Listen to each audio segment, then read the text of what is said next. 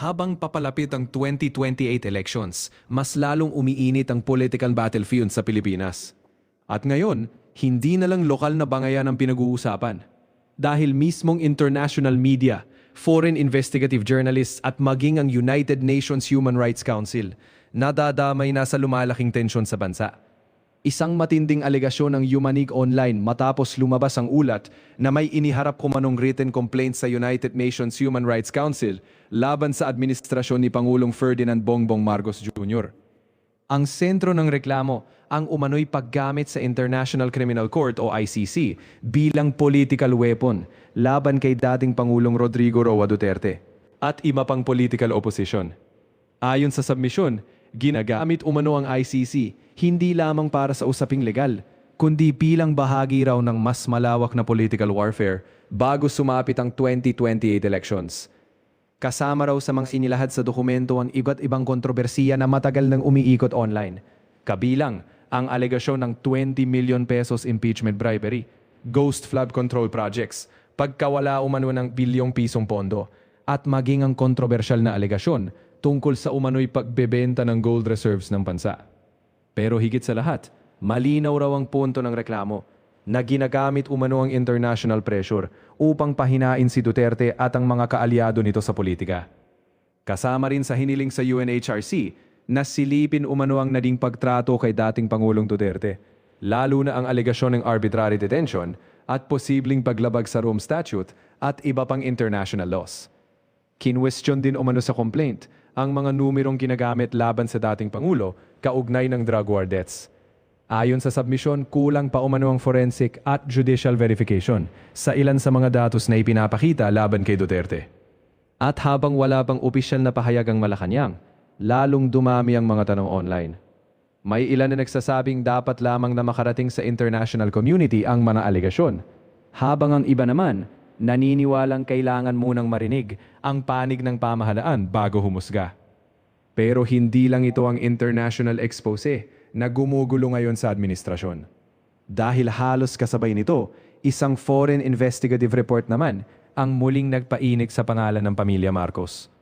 Ayon sa investigative outlet na Whale Hunting, lumutang umano ang confidential proposal ng isang London-based political communications firm na tinatawag na Project Associates.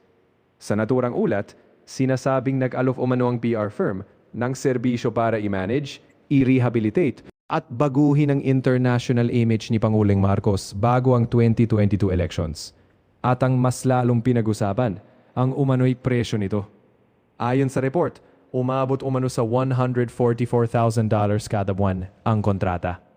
Direktang sinabi sa article, a London PR firm charged $144,000 a month to rebrand the dictator's son. Malakas ang dating ng linyang iyon sa international audience dahil hindi lang ito simpleng PR campaign. Para sa critics, ito raw ay indikasyon ng desperadong pagtatangka na paguhin ang global narrative laban sa pamilya Marcos. Muling inungkat sa naturang report ang matagal ng alegasyon tungkol sa ill-gotten wealth, Swiss bank accounts at mga ari-ari ang dekada ng sinusubukang bawiin ng gobyerno. Pero hindi doon nagtapos ang issue. Dahil isinama rin sa article ang kasalukuyang political instability sa bansa, ang impeachment laban kay Vice President Sara Duterte, ang tensyon sa Senado, at ang kontrobersiya sa multi-billion flood control projects. At isang matinding linya ang ladong nagpabigat sa issue. The Philippines is in political meltdown.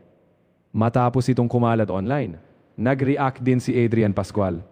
Aniya, this isn't just local news anymore. The world is watching. At para sa maraming netizens, iyon ang mas mabigat na bahagi ng issue. Dahil habang lokal pa lamang dati ang bangayan, ngayon, international headlines na ang usapan. Pero kung akala ng marami ay hanggang PR issue lang ito, mas lalong lumalim ang kontrobersiya ng pumutok naman ang tinatawag ngayong F1 table controversy. Mula naman ito sa foreign investigative report ng Project Brazen na muling ibinahagi online ni political analyst na si Sas Sasot. Dito, binalikan ang pagdalo umano ni Pangulong Marcos sa Singapore Formula 1 Grand Prix noong 2022. Doon umano nagsimula ang mas malalim na investigasyon. Lumutang kasi umano ang pangalan ng Malaysian businessman na si Jaya Sudhir Jayaram. na inilarawan sa report bilang kontrobersyal na personalidad. At dito lumabas ang pinakamabigat na linya sa buong expose, na ang F1 table umano ang naging Rosetta Stone ng bagong Marcos corruption scandal. Ibig sabihin, iyon daw ang naging susi upang mabuo ang mas malaking larawan ng umano'y koneksyon ng negosyo, politika at government contracts. Isa sa mga pinakatinutukan sa report ay si Jose Jojo Cadiz Jr. Ayon sa investigative journalists, matagal na umano itong konektado sa Marcos Circle. Lumabas din sa ulat ang umano'y construction company ng anak nito, na naitatag umano habang college student pa lamang. Pero mayroon na raw 35 million pesos paid up capital. At ayon pa sa report, kahit wala umanong revenue noong 2024, nakabili raw ito ng mahigit 86 million pesos na equipment, bago umano nakakuha ng 251 million pesos government contracts mula sa Department of Public Works and Highways noong 2025.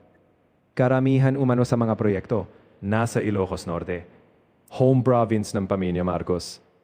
Mas lalong umugong ang issue matapos sabihin sa report na may ilang proyekto umanong konektado sa budget insertions na iniuugnay kay Ilocos Norte Representative Sandro Marcos. At isa pang matinding alegasyon ang lalong nagpainit sa social media. Ayon sa investigative journalists, may umano'y double standard sa paggamit sa testimonya ni Ko. Kapag daw si House Speaker Martin Romualdez ang tinatamaan, ginagamit umano bilang basihan ng kaso. Pero kapag Pangulo na raw ang nadadawit, tila hindi umano ito pinapansin. At dito lalong sumabog ang usapan online. May mga netizens na nagtatanong kung bakit tila mas nauuna pa raw ang foreign investigative journalists sa paglalabas ng malalalim na expose, kumpara sa ilang lokal na investigasyon. Habang ang iba naman, nagsasabing kung walang dapat ikatakot, mas mabuting diretsahang sagutin umano ang mga alegasyon kaysa hayaang lumaki ito sa international stage. Sa ngayon, wala pang opisyal na pahayag ang Malacanang kaugnay sa mga foreign investigative reports at reklamong iniuugnay sa United Nations. Pero habang dumarami ang international headlines, lumalalim din ang tanong ng marami. Legal accountability lang ba talaga ito? O nagsisimula na ang mas malaking political warfare bagong 2028?